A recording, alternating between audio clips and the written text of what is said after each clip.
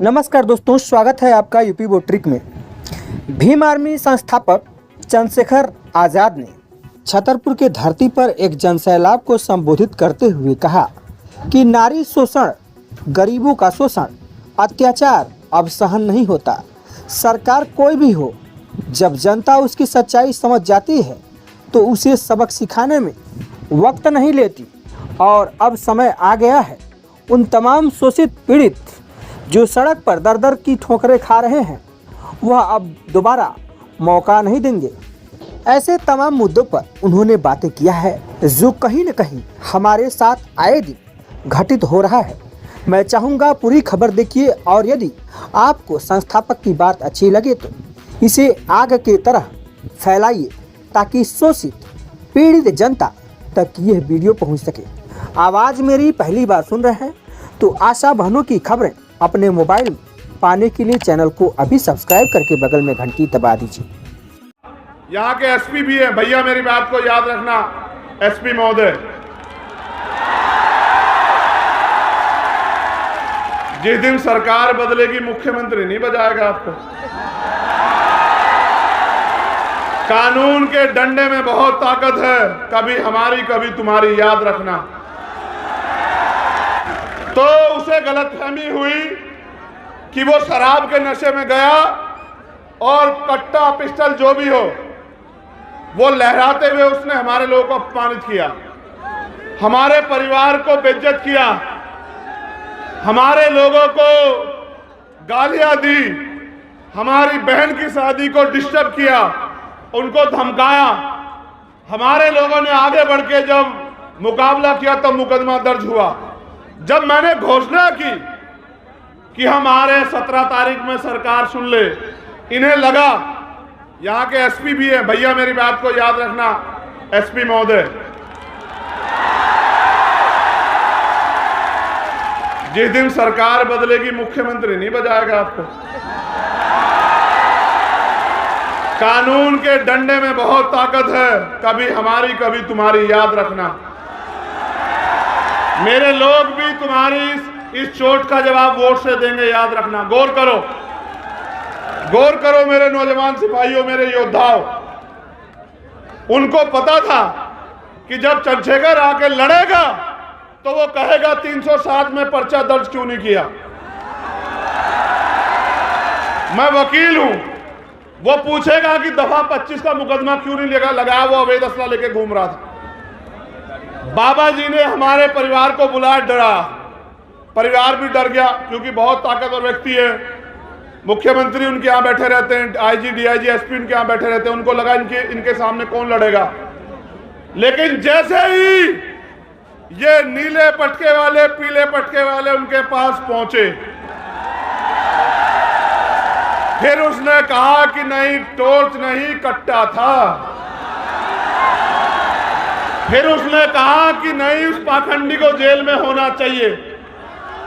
इन्होंने जानबूझ के, इससे पहले मैं आ जाऊं और मैं 307 और दफा 25 ऐड कराऊं और फिर उसको बेल नहीं मिलेगी, इन्होंने संविधान से डर के उसको गिरफ्तार कराया और फिर उसको न्यायपालिका में हस्तक्षेप करके उसको बेल दिलवा दी। और लोग कहते हैं कि एससी एसटी का मुकदमा, कहां था एससी एसटी का मुकदमा, उसको तो बेल मिल गई। एक आदमी पूरे समुदाय का अपमान करे, ये चाचा खड़े हैं उनके, एक आदमी पूरे समुदाय को गाली दे, मेरे हाथ बांध रखे संविधान ने, याद रखना।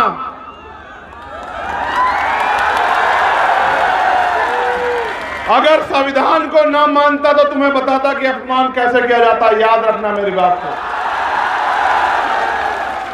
बाबा साहब अम्बेडकर का खून हूं, संविधान को मानता हूं, इसलिए मैंने कहा कि संवैधानिक रूप से लड़ेंगे। लेकिन आपने देखा कि जब आपके पास राजनीतिक ताकत नहीं है तो किस तरह से आपका अपमान करने वाला व्यक्ति भी घर में आराम से जाके सोता है। देखा है नहीं देखा? और जो निर्दोष था मेरा भाई आरडी प्रजापति, उसके 1000 पुलिस वाले, वो बता रहा है कि मेरा इनकाउंटर, याद रखना आरडी प्रजापति, तुम्हारी तरफ चलने वाली हर गोली के सामने चंद्रशेखर आजाद खड़ा है, याद रखना इस बात। और मैं आपसे भी कह रहा हूं, शासन प्रशासन के लोगों, गुंडों पे कार्रवाई करो, हम नहीं आपको बोलेंगे। अपराधियों पे कार्रवाई करो, हम नहीं बोलेंगे। बहन बेटी के अपमान करने वाले पे कार्रवाई करो, हम आपके साथ खड़े हैं। लेकिन अगर सत्ता के नशे में हमारे लोगों, निर्दोष लोगों पे कार्रवाई करोगे तो आपके दफ्तरों पे ताले लगा के ये असंवैधानिक काम आपको नहीं करने देंगे कुर्सियों बैठ के। ये बिना सत्ता के आपसे कह रहे हैं। मैं चाहता तो ये सभा यहां नहीं, ये एसपी साहब के दफ्तर के बाहर होती, उनको एहसास हो जाता मुकाबला किनसे। अब एक और बात सुनो, गौर करो। जब तुम पे ताकत नहीं है, मैंने कहा कि हम आदिवासी भाई को मुख्यमंत्री बनाएंगे। इन्होंने मेरे आदिवासी एक बहन को, उसके साथ अन्याय हुआ वहां इंदौर मऊ में, उसकी हत्या कर दी गई। कितनी लाशें उठाओ वहां, मुझे बताओ। हत्या करने के बाद जब हमारे लोग प्रोटेस्ट करने के लिए आए सड़क पे तो गोली चला दी। एक भाई की जान चली गई, कई भाई घायल हैं। जब हमने आईजी डीआईजी से पूछा तो उन्होंने कहा हमने आदेश नहीं दिए। यहां प्रोटेस्ट तो सारी जाति धर्म के लोग करते हैं, गोलियां हमारे सीने पे क्यों? इसका जवाब इस सरकार को देना पड़ेगा। आदिवासियों की हत्या हम लोग नहीं होने देंगे, सरकार को जवाब देना पड़ेगा। आपने देखा कि सत्ता के संरक्षण में किस तरह गुंडे खुलेआम घूमते हैं और किस तरह हमारे निर्दोष लोगों पे गोलियां चलाई जाती हैं। मैं आपसे पूछना चाहता हूं, क्या आप मध्य प्रदेश में गुलाम हैं? अगर आप गुलाम नहीं हो तो जो गुलामी की बेड़ियां आपके पैरों में पर डालने का काम किया जा रहा है, उनको काटने के लिए तैयार हो जाओ मेरे नौजवान साथियों। क्या आप नहीं चाहते कि यहां हम लोग स्वाभिमान सम्मान से जिए मध्य प्रदेश में? क्या आप लोग नहीं चाहते कि किसी बहन का अपमान ना हो? बताओ, चाहते नहीं चाहते हो? क्या आप नहीं चाहते आपको रोजगार मिले? क्या आप नहीं चाहते महंगाई खत्म हो? क्या आप नहीं चाहते कि आपको पक्के मकान मिले? क्या आप नहीं चाहते कि आपको जमीन मिले? कौन दे सकता है ये तो आपको बताओ। वोट उनको दोगे, मैं कहां से दे दूंगा कुछ? देखो, जब एक गरीब का बेटा अपने लोगों की लड़ाई लड़ने के लिए खड़ा होता है तो बहुत लोगों को तकलीफ होती है।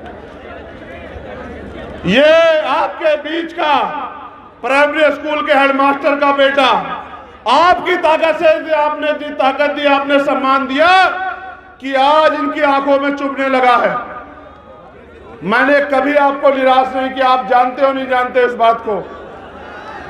मैं पहले कभी आपके बीच ये भी कहने नहीं आया कि मुझे वोट दो, लेकिन आज मैं आपसे कहना चाहता हूं कि मैं इस लड़ाई को जीतना चाहता हूं। मेरे लोगों, आप बताओ, क्या आपको आपके खून पे भरोसा नहीं है? क्या आप नहीं चाहते कि अब आपको स्वाभिमान सम्मान का जीवन मिलना चाहिए? आप नहीं चाहते एससी एसटी ओबीसी के कर्मचारियों को प्रमोशन में रिजर्वेशन मिलना चाहिए? आप नहीं चाहते कि बैकलॉग भर के आपको नौकरी मिलनी चाहिए? क्या आप नहीं चाहते सरकारी ठेकों में आपको लाइसेंस, सरकारी ठेकों में आपको आरक्षण मिलकर आपको अवसर मिलने चाहिए? इसका एकमात्र रास्ता है जो मान्यवर काशीराम साहब ने दिखाया कि आपको बहुजन समाज में भाईचारा पैदा करके, जैसे मैंने इनसे कहा, आपको एक तो अपना दिल बड़ा करना पड़ेगा। जाति हमारे महापुरुषों ने तो नहीं बनाई, जाति हमें बांटने के लिए बनाई गई। हम इस बात को जानते हैं, मानते हैं। तो हमें दलित, पिछड़े जो 6743 जातियों में बटे हुए हैं, आदिवासी और धार्मिक अल्पसंख्यक, उनके हाथ पकड़ने पड़ेंगे। और ये हमारी एकता को रोकने के लिए हमें लड़ाने का काम करेंगे, घटनाएं कराएंगे। ये मेरी ताकत को कम करने के लिए आपके भविष्य को कमजोर करने के लिए लड़ाने का काम करोगे। मैं आपसे पूछना चाहता हूं, मेरे कौम के लोगों, आपस में लड़ोगे तो नहीं? दोनों हाथ उठा के बताओ, एक से नहीं मानूंगा इस बार। लड़ोगे तो नहीं आपस में? चलो एक बार और बैठो। अगर इन ओबीसी वर्ग के मेरे भाइयों पे आंच आएगी तो इनका साथ दोगे? अगर मुस्लिम भाइयों पे आंच आएगी इनका साथ दोगे? अगर जैन, सिख, बौद्ध, ईसाई पे आंच आएगी, पारसी पे, उसका साथ दोगे? अगर देश की किसी भी महिला पे, किसी भी जाति धर्म की हो, अन्याय होगा, उसकी लड़ाई लड़ोगे? ये तुम में मानवता है, तुम में मानवता है। तुम सबका सम्मान करते हो, लेकिन याद करो, हाथरस में जब हमारी बहन को जलाया गया, जिनकी सरकार यहां है उनकी सरकार वहां थी, और फिर उसमें न्याय के लिए इन्होंने किस तरह का हस्तक्षेप किया आपने देखा? क्या आप इन्हें माफ कर दोगे? क्या आप इनको आजादी दोगे कि अगले 5 साल ये मेरे लोगों की खून से होली खेले? क्या आप इनको आजादी दोगे कि ये मेरी माँ बहनों को बेइज्जत करे, उनका शोषण करे, उनको मारने की आजादी दोगे इन्हें? अगर आजादी नहीं दोगे तो आजादी लेने का काम करो मेरे लोगों। आपको आजादी इस मुल्क में तभी मिलेगी जब इस देश की, इस प्रदेश की राज सत्ता आपके हाथ में आएगी। वोट आपका है तो राज किसका होना चाहिए बताओ? जब वोट आपका है तो राज किसका होना चाहिए बताओ? जब आपका राज आएगा, सोचो, आपका राज आएगा तो यहां अगर सभा होगी तो कुर्सियां लगी होंगी या जमीन पर बैठना पड़ेगा बताओ? देखो, मैं धन्यवाद देता हूं यहां के एक कार्यकर्ता का, दोनों हाथ जोड़ के धन्यवाद देता हूं। आपने अपने पैसे का सही प्रयोग करके इस सभा को सफल बनाया। आपने जवाब दिया उनको जो ये कहते हैं कि एक गरीब का बेटा आगे नहीं बढ़ सकता, उनको जवाब दिया। आप मोटरसाइकिल पे आए, पैदल आए, और मैं जानता हूं, मैंने देखा भूखे पेट आए, मैंने देखा भूखे पेट आए हो, मैंने देखा। आप इस जरा सी जगह कम पड़ी है, आप अपने पैर पे खड़े हो। मेरे खून का एक एक कतरा आपके सम्मान में हमेशा जारी रहेगा, इस बात को आप याद रखना। एक कहावत है पंजाब में, सुनोगे? सुनाऊं? कहावत है, मन पक्के दूध दा कीपा, मन पक्के दूध दा कीपा, अगर कटड़े नू चुंगन नहीं मिलिया। इसको हिंदी में समझ लो, उस वोट का क्या फायदा? पहले उसको समझा दूं। मन पक्कन दूध यानी के इतने सारे दूध का क्या मतलब, क्या फायदा अगर कटड़े को, भैंस के बच्चे को चुंगने को ना मिले, उसका पेट ना भरे। इस आपकी वोट का क्या फायदा होगा अगर आपकी सरकार, आपकी सत्ता ना आए? आप बताओ। वोट आपकी सरकार उनकी ये नहीं चलने दो मेरे लोगों, वो आपके बदन से खाल खींच लेंगे। वो ये क्या करेंगे पता? वो कल आएंगे आपके मकानों पे कागज लेके कि खाली करो, खाली करो, ये जमीन सरकार की है, बुलडोजर चलेगा। उनका बुलडोजर को भी जवाब देंगे। लेकिन आप पे मौका आ गया, आप यहां आए हो तो यहां से प्रण लेके जाना मेरे साथियों कि इस बार किसी भी कीमत पे हम अपने भाईचारे को टूटने नहीं देंगे और अपने भाई को यहां से छतरपुर की धरती से ताकत देके भेजोगे। ये वादा करना पड़ेगा आपको। क्या तो मुझे कहो कि कोई और परीक्षा बाकी है चंद्रशेखर आजाद, वो परीक्षा दो। क्या तो मुझसे परीक्षा लो या फिर मेरा साथ दो। मेरा साथ दोगे तो आजादी मिलेगी, अवसर मिलेंगे, स्वाभिमान सम्मान का जीवन मिलेगा, मालिक बनोगे। और मेरा साथ नहीं दोगे तो रोज अखबार पढ़ोगे तो यही मिलेगा, रोज खून के आंसू रोगे।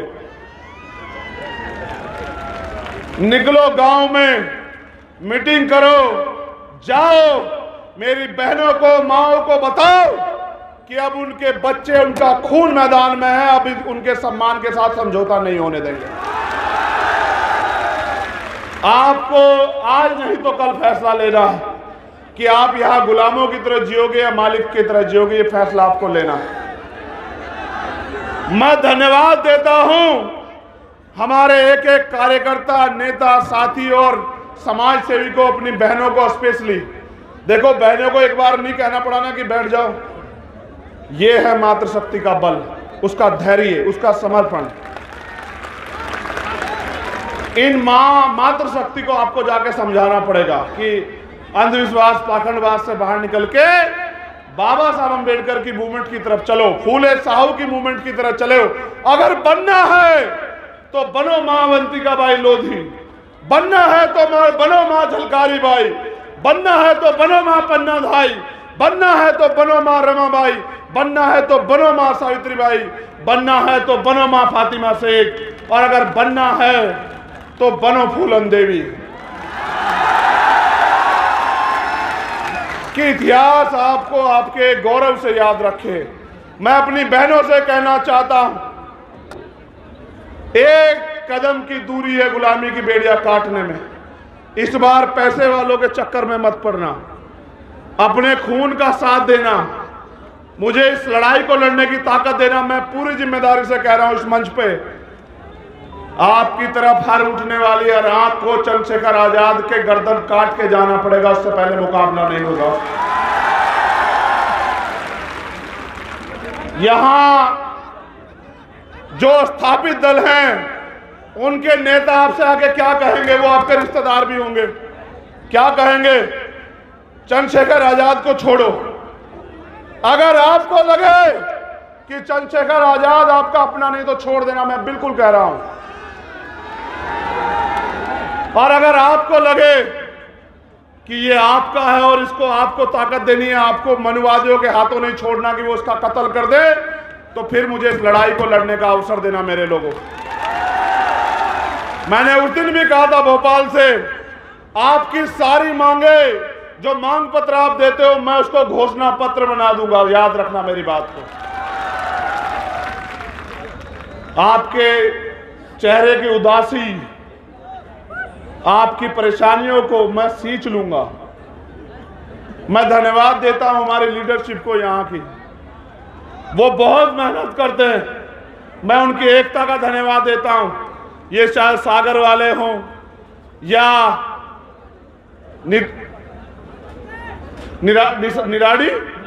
निवाड़ी वाले हों, या ये इंदौर, मुरैना, भोपाल वाले हों, ग्वालियर वाले हों, छतरपुर वाले हों, विदिशा वाले हों, पूरे मध्य प्रदेश के लोगों को कह रहा हूं, मैंने भी अगर सबसे ज्यादा प्यार और विश्वास कहीं पाया तो मध्य प्रदेश में पाया।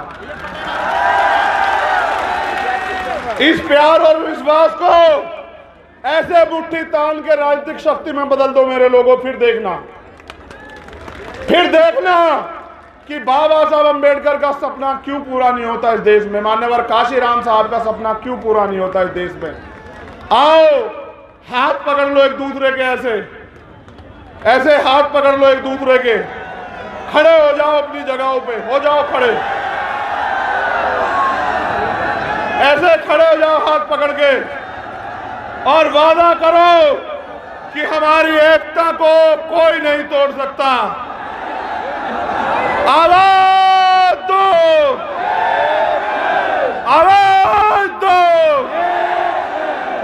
जय भीम, जय भीम, जय भारत, जय भारत, जय मंडल, जय मंडल, जय संविधान, जय संविधान, जय जोहार, जय जोहार।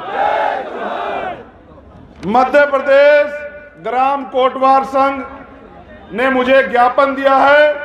मध्य प्रदेश के